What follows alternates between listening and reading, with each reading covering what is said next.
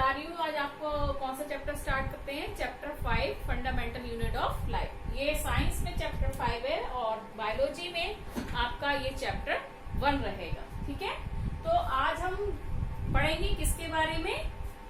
Cell के बारे में। किसके बारे में पढ़ेंगे?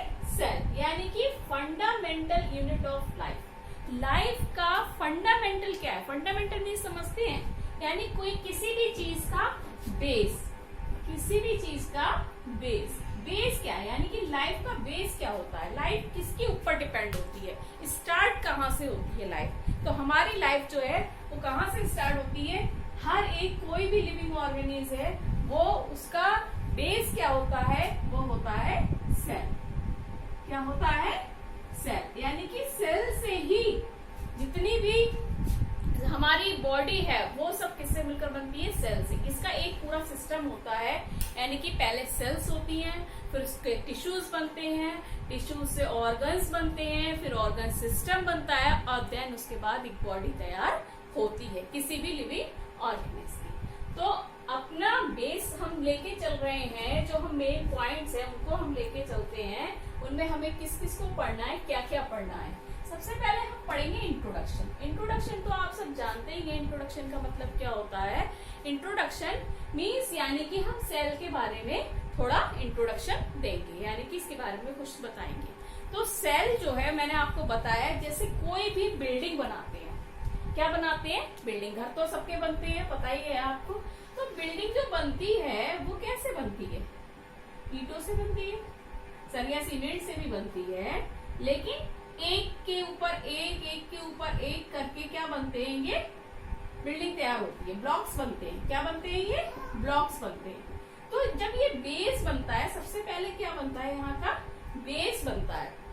तो इस बेस पे जब एक ईंट रखी जाती है, उसके साथ दूसरी रखी जाती है, फिर तीसरी रखी जाती है, इसी तरीके से ये बढ़ती चली जाती है और एक टाइम ऐसा आता है ये क्या बन जाती है? बिल्डिंग तैयार हो जाती है। तो हम सेल्स को क्या कह सकते हैं? बिल्डिंग ब्लॉक्स भी कह सकते हैं। क्या कह सकते हैं? बिल्डिंग ब्लॉक्स, यानी कि जो किसी भी बिल्डिंग को बनाने का काम करते हैं। बिल्डिंग क्या है इसमें? इसमें बिल्डिंग क्या है? यानी कि कोई भी body, living body. Living body को ही हम यहाँ पर क्या कहेंगे? बिल्डिंग कहेंगे। समझ रहे हैं मेरी बात को? तो इतना आप समझिए कि इसको हम क्या कहेंगे? बिल्डिंग कहेंगे। यानी कि कोई भी लिविंग ऑर्गेनिज्म है वो किससे मिलकर बना है? सेल से बना है। सेल उसका क्या है? बेस है, यानी कि फंडामेंटल है उसका। किसी भी लाइफ को जीने, किसी भी लाइफ के लिए बेस क्या है? सेल है। तो इतना आप समझ में आ रहा है आपको कि कोई भी बिल्डिंग जब हम तैयार करते हैं तो उसका बेस तैयार करते हैं, उस बेस के ऊपर चलते चले जाते हैं और उसके बाद एक बिल्डिंग तैयार हो जाती है। तो हमारा वो जो बिल्डिंग ब्लॉक्स जिसमें हम कह सकते हैं, उसको हम क्या कह सकते हैं? इनको हम सेल्स भी कह सकते हैं। क्या कह सकते हैं? सेल्स। ठीक है बेटा।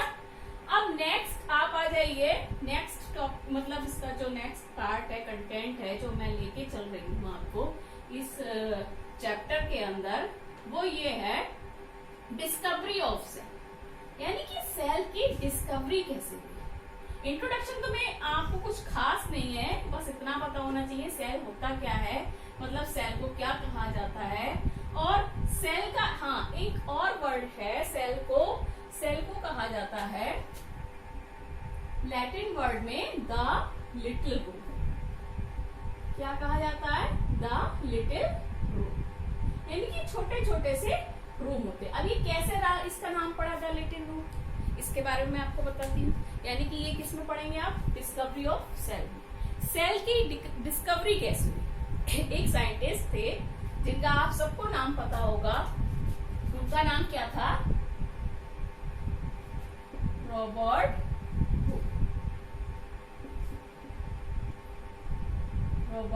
हुक। 1665 में रॉबर्ट हुक ने एक क्या किया? एक एक्सपेरिमेंट किया। उनके पास एक प्रिमिटिव माइक्रोस्कोप था, बहुत मतलब एडवांस नहीं था, लेकिन उनके पास एक माइक्रोस्कोप था। उसपे उन्होंने एक कॉर्क ली। कॉर्क जानते हैं आप? कॉर्क मीन्स क्या होता है? छाल। कॉर्क मीन्स क्या होता है? किसी भी पेड़ की छाल। तो उन्होंने वो छाल ली और उस छाल को उन्होंने किसमें देखा? माइक्रोस्कोप में देखा। किसमें देखा? में देखा, जब माइक्रोस्कोप में उन्होंने कॉर्क को देखा तो उन्हें कैसा स्ट्रक्चर दिखाई दिया, उन्हें एक हनीकॉम्ब जैसा स्ट्रक्चर दिखाई दिया। हनीकॉम्ब तो जानते होंगे आप, अरे भाई छत्ता मधुमक्खी का, ठीक है। उन्हें इस तरीके से स्ट्रक्चर दिखाई दिया, ब्लैक ब्लैक व्हाइट व्हाइट, इस तरीके से उन्हें स्ट्रक्चर दिखाई दिया, ठीक है। तो उन्होंने देखा कि ये स्ट्रक्चर जो है वो एक के ऊपर एक ऐसा लग रहा है चढ़ा हुआ है। तो उन्होंने इस चीज को किसका नाम दे दिया, सेल का नाम। किसका नाम दिया, सेल का नाम, ठीक है। और इस सेल के अंदर क्या देखा गया, एक न्यूक्लियस। हर सेल के अंदर क्या होता है, न्यूक्लियस होता है। That is very important, understand. तो डिस्कवरी आपको समझ में आई, किसने, who discovered the cell, Robert Hooke discovered the cell in which year, in 1665. How? With the help of microscope and he experiment on the cork. Okay? Next हम चलते हैं, अब अपना नेक्स्ट जो हमारा कंटेंट है वो है डेफिनेशन ऑफ सेल। सेल की डेफिनेशन क्या है बताइए। अब आप इतना कुछ पढ़ चुके हैं सेल के बारे में, तो आप डेफिनेशन तो आप जान गए होंगे कि सेल की डेफिनेशन क्या होगी, यानी कि बिल्डिंग ब्लॉक्स। हम सेल को क्या कह सकते हैं, बिल्डिंग ब्लॉक्स भी कह सकते हैं, और हम ये भी कह सकते हैं the fundamental unit of life is called cell. क्या कह सकते हैं, the fundamental unit of life is called cell, या building blocks is called cell, ठीक है। कि कोई भी चीज है जो बेस है किसी भी चीज का लाइफ का, उसे हम क्या कहेंगे, सेल कहेंगे, ठीक है बेटा। इतना आपको समझ में आ रहा होगा। डेफिनेशंस आप अगर और आपको देखनी है तो आप बुक सर्च करिए, बुक्स में आपको और अच्छे से मिलेंगी, और जो आपको एक समझने के तौर पे वो मैं आपको बता रही हूँ, यानी कि building blocks of any living organism that is called cell, या fundamental unit of life that is called cell. What is cell, the fundamental unit of life is called cell. This is the definition of cell. Now next is parts of cell. अब parts आपको पता है cell के अंदर बहुत सारे parts होते हैं। देखिए आजकल जो माइक्रोस्कोप है वो कंपाउंड माइक्रोस्कोप आ गया, बहुत एडवांस माइक्रोस्कोप है, यानी कि हम छोटी से छोटी चीज भी बहुत अच्छी तरीके से उसको हम देख सकते हैं। तो आप पार्ट्स ऑफ सेल की बात करते हैं, तो पार्ट्स यानी कि सेल के कितने पार्ट्स हैं, इसके पार्ट्स भी काफी है। तो क्या कौन कौन से पार्ट्स हैं, आप देखिए जरा, देखिए कौन कौन से पार्ट्स हैं। मैं आपको ऐसे एरो करके बताती हूँ। सबसे पहले इसका है सेल वॉल, ठीक है। फिर है साइटोप्लाज्म,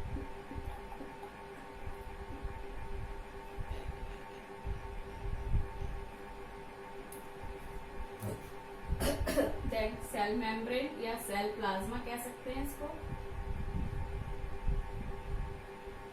और प्लाज्मा मेम्ब्रेन भी कह सकते हैं। फिर है आपका न्यूक्लियस, और देन है सेल ऑर्गेनेल्स।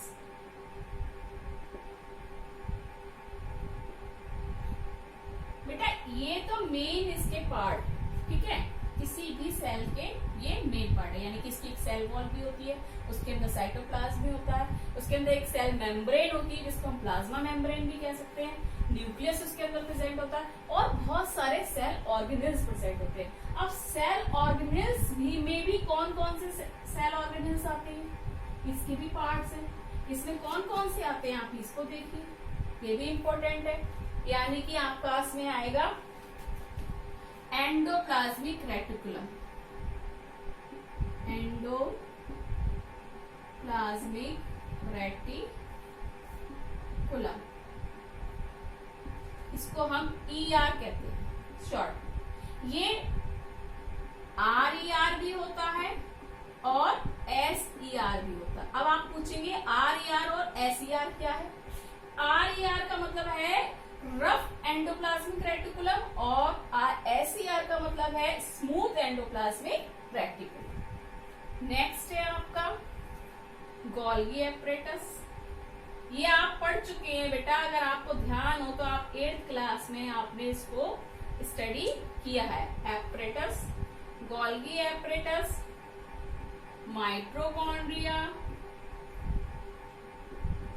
थोड़ा अगर ध्यान से पढ़ेंगे तो आपको सब ये याद भी आ जाएगा कि आप प्रीवियस क्लास में इसको पढ़ चुके हैं। Mitochondria, plastids, vacuoles and lysosomes.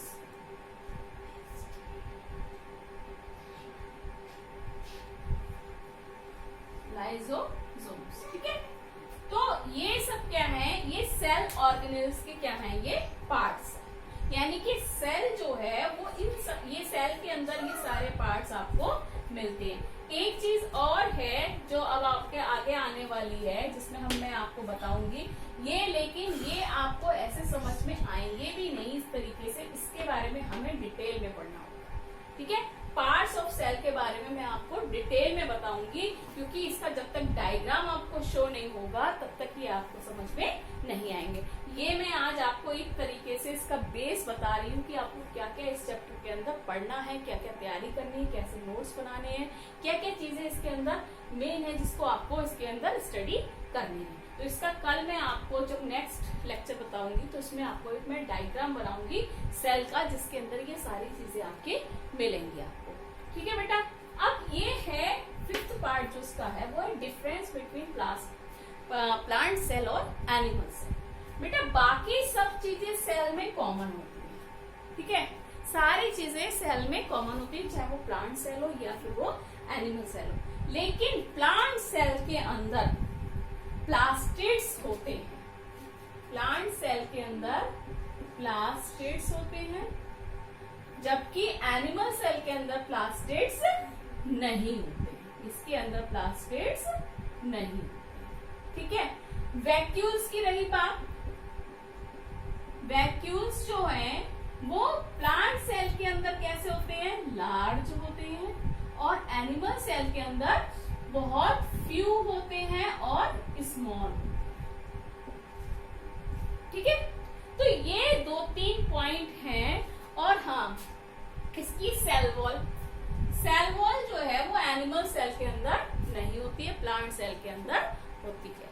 तो आप इन चीजों को आपको बहुत डीपली स्टडी करनी है। इस चीज के बारे में आपको यही चीज जो है वो मेन है, जिसके बारे में आपको पता होना चाहिए, ठीक है बेटा। तो समझ रहे हैं आप। तो अब हम नेक्स्ट जब लेक्चर पढ़ेंगे, नेक्स्ट टॉपिक आएगा तो हम इसके बारे में आने की पार्ट्स ऑफ सेल के बारे में आपको डिटेल में बताएंगे, डिफरेंस बताएंगे किसके बारे में, प्लांट सेल और एनिमल सेल्स के बारे में, ठीक है। ओके, आज का लेक्चर यहीं मैं एंड करती हूँ।